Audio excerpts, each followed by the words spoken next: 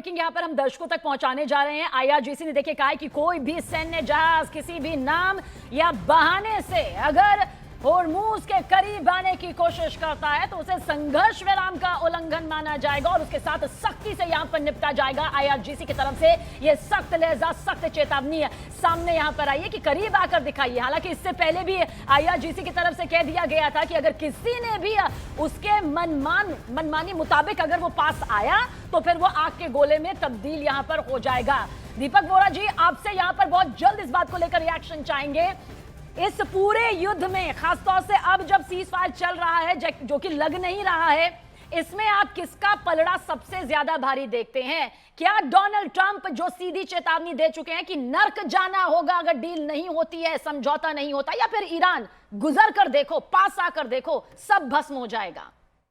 दो जो उसके वॉरशिप्स गए थे डिस्ट्रॉयर्स, उनको तो कुछ नहीं कर पाया। और उनका कैप्टन साहब को मालूम है, उनका ऑटोमेटिक आइडेंटिफिकेशन सिस्टम ऑन था। छाती ठोक के जा रहे थे, कर जो करना है। हिम्मत है आईआरजीसी में कोई अमेरिका की वॉरशिप को डुबो दे?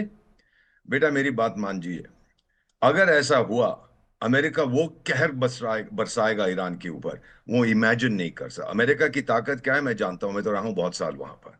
नोबडी, ईरान की और बाकी सबकी जो ताकत है 1/100वां हिस्सा भी नहीं है जो अमेरिका की है। अब ये सही है कि डोनाल्ड ट्रंप की रैंकिंग ठीक नहीं है, उसकी पॉपुलैरिटी कम हो गई है, इलेक्शन, ये सब दिल को खुश रखने के लिए गालिब ख्याल अच्छा है।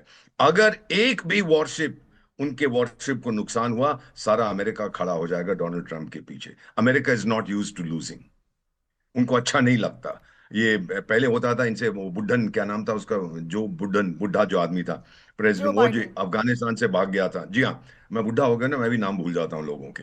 तो वो भाग गया था वहां से, उसकी पॉपुलैरिटी 0 चली गई। They don't want this.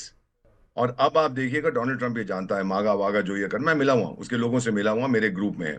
Sir captain साहब, मेरा मानना है उसमें दम नहीं है, वो धमकी देगा। लेकिन और क्यों ले रहा है वो $2 मिलियन? बेटा एक चीज और, जी, $2 मिलियन क्यों ले रहा है एवरी शिप से? क्योंकि $1 पर बैरल के आधार पर अगर 100 शिप जाते हैं, इसका मतलब हो जाता है 100 मिलियन या $200 मिलियन पर डे का मतलब है $6 बिलियन पर मंथ। ईरान तो कहता है मेरे पास तो बहुत पैसा है, मेरा तो कोई नुकसान नहीं हुआ। दूसरी तरफ आप तस्वीरें दिखा रहे हैं कितना नुकसान हुआ है।